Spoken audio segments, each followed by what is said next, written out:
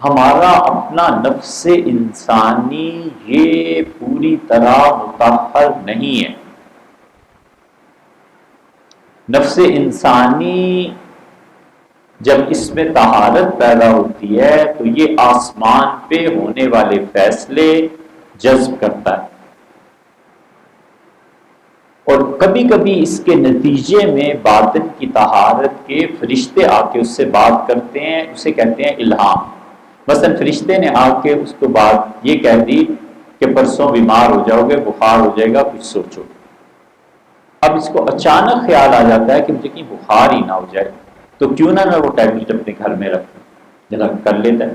اس سے آپ six sense کہتے ہیں، چھٹی حس کہتے ہیں. اور یہ کئی ایک سب سے زیادہ چیمپئن جو اس معاملے میں تھے وہ سیدنا عمر رضی اللہ عنہ، اور اس کی تصدیق رسول اللہ صلی اللہ علیہ وسلم خود بھی فرمایا تھا کہ ہر امت میں کچھ لوگ ایسے ہوتے ہیں جن سے فرشتے بغیر ان کو دیکھے ہوئے، یہ آدمی نہیں دیکھ سکتا، اس سے باتیں کرتے ہیں، اور میری امت میں اگر کوئی یہ شخص ہے تو یہ عمر ہے. اس لیے سیدنا عمر رضی اللہ عنہ جو کچھ کہہ دیتے تھے نا پھر وہ پورا بھی ہو جاتا تھا. عبداللہ ابن عمر رضی اللہ عنہ کی روایت بخاری کی شروع میں آئی ہے، ان کا میں نے والد کو کبھی نہیں دیکھا کہ انہوں نے کبھی یہ جملہ کہہ دیا ہو کہ مجھے ڈر ہے ایسے نہ ہو جائے، اور وہ ہو کے نہ رہا ہو. فرشتے ان سے باتیں کرتے تھے. تو اس لیے نفس انسانی کے مزکہ ہونے کی صورت میں یہ ہوتا ہے کہ جو فیصلے خدا کے ہاں ہوتے ہیں وہ جب فرشتوں کے ذریعے نیچے نازل ہوتے ہیں تو زمینی فرشتے جو ہوتے ہیں انہیں کروبی کہتے ہیں. یہ خالص نور کے بنے ہوئے نہیں ہوتے. فرشتے جو آسمانی ہیں وہ خالص نور کے بنے ہوئے ہوتے ہیں. یہ کروبی جو ہے نا، ان کروبیوں کو یعنی جو زمین کے فرشتے ہیں ان میں کچھ نہ کچھ مٹی ملی ہوئی ہوتی ہے یا آگ کا عنصر ملا ہوا ہوتا ہے. اس کی تفصیل لکھی ہے کتابوں میں. تو یہ جو کروبی ہوتے ہیں نا زمینی فرشتے، یہ جب گفتگو کرتے ہیں تو اس کا دل اسے کیچ کر لیتا ہے. وہ شعر ہے نا کہ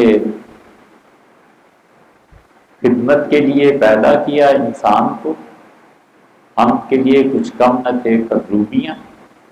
وہ کروبیاں ہیں. کروبی وہ فرشتہ جو زمین پہ ہوتا ہے، جس میں کوئی نہ کوئی آئٹم زمین کی چیزوں میں سے ملا ہوا ہوتا ہے، نور کے ساتھ بوندے ہوئے ہوتے ہیں. اور صدر مملکت مامون صاحب ایک تقریب میں تشریف لائے تھے، اور جب اس شعر کو پڑھا تو کہا کرو بیاں.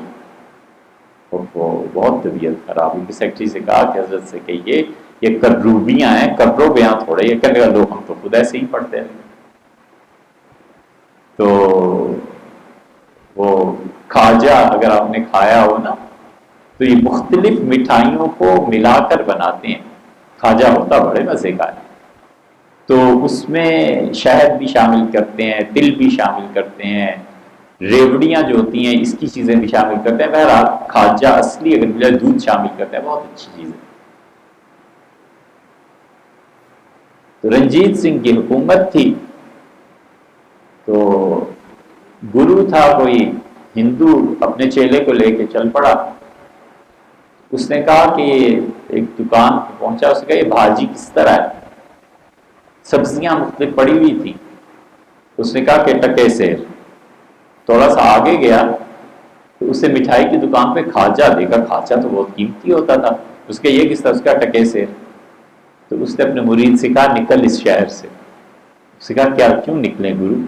تو گرو جی نے کہا، کہنے لگے ٹکے سیر بھاجی، ٹکے سیر کھاجا، جیسی پرجا ویسا راجا. ان کا جہاں کھاجا اتنا قیمتی اور سبزی دونوں کا ایک ہی بھاؤ ہو، اس کا مطلب یہاں کوئی والی وارث نہیں ہے، یہاں ظلم ہوگا. تو نکلو یہاں سے قبل اس کے کہ اس کا شکار. تو اس لیے سیکٹری صدر سب بھی جب کرو بیاں پڑھتے ہوں تو اندازہ کر لینا چاہیے وہ کروبیاں ہیں. یہ کروبی فرشتے جو ہوتے ہیں ان تک حکم پہنچتا ہے، یہ اس حکم کو کیچ کر لیتے ہیں. اس کے بعد نفس انسانی اسے قبول کرتا ہے، کیونکہ نفس انسانی جو ہے وہ کمال کی چیز ہے فطرت کے مطابق اگر رہے. فطرت کیا ہوتی ہے؟ اللہ کے علم سے جو چیز اس کے ارادے میں آتی ہے اس کا پہلا ظہور فطرت کہلاتا ہے۔ علم ہے اللہ کا، اس بچے نے دنیا میں جانا ہے، کب جائے گا؟ سن 3000 میں۔ جب خدا کا ارادہ ہوتا ہے کہ اچھا یہ ہو جائے، اب اس بچے کے متعلق ارادہ ہونے کے بعد جب اس کا ظہور ہوتا ہے نا، تو یہ فطرت، یہ نیچر۔ تو فطری طور پہ جس انسان کے نفس کی کیفیت اپنی اصل پہ رہے، یہ آدمی بغیر کسی کی ہدایت کے خود بخود ہی اندر سے صاف ہوتا ہے۔ بعض بچوں کو آپ دیکھیں بالکل گندی چیز آپ بتائیں بنا نہیں قریب جاتے۔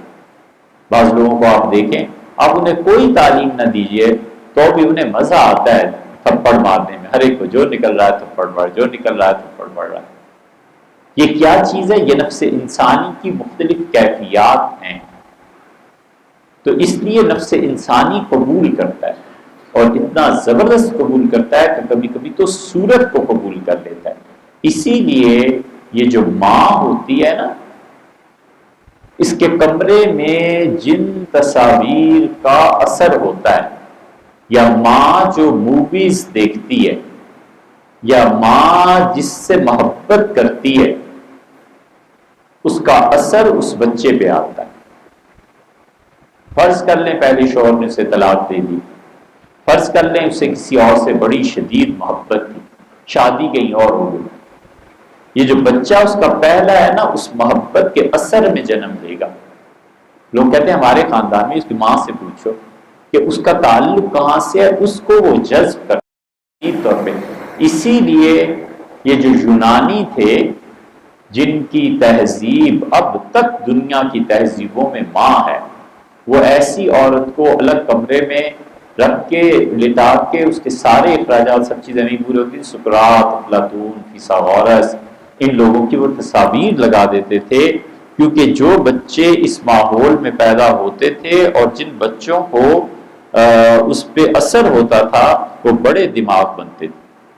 یہ فیثاغورس جو تھا یہ بہت بڑا آدمی تھا، کوئی معمولی آدمی تھوڑا ہی، تو فیثاغورس کی تصاویر لگا دیتے تھے۔ اس لیے نفس انسانی کس چیز کو قبول کرتا ہے، یہ ہے بات۔ تو نفس انسانی میں اگر تقویٰ ہو تو اپنی قبر میں جانے سے پہلے اپنی قبر کو پہچان لیتا ہے کہ یہاں آئیں گے، یہاں کر دیں۔ حضرت خواجہ قطب الدین بختیار کاکی رحمۃ اللہ علیہ کے متعلق ان کے خلفاء نے کہا، سلسلہ چشتیہ صابریہ یا چشتیہ نظامیہ کی سب سے مستند کتاب اب ایک ہی رہ گئی ہے، سیر الاولیاء۔ سیر الاولیاء میں آتا ہے کہ حضرت گزر رہے تھے خواجہ قطب الدین رحمۃ اللہ علیہ، تو جا رہے ہوں گے، جہاں بھی جا رہے ہوں گے، کچھ مرید بھی تھے، تو ایک زمین کی طرف اشارہ کر کے کہا کہ بوئے دلہا می آئے، اس سے دلوں کی خوشبو آتی ہے، خدا کے بندوں کے پاک دل یہ زمین نے کھینچ رہی ہے، کشش ہے اس میں۔ وہی قبر ہوئی 4-5 دن کے بعد یہ ہو جاتا ہے۔ ایسے ہی نفس انسانی میں تزکیہ جتنا بھی کامل ہوتا ہے وہ خدا کے منصوبوں کو کھینچ لیتا ہے کہ اللہ کے یہاں یہ چل رہا ہے، اللہ کے یہاں یہ چل رہا ہے، اللہ کے یہاں یہ فیصلہ ہو رہا ہے، حتیٰ کہ لوح محفوظ اس پہ کھل جاتا ہے۔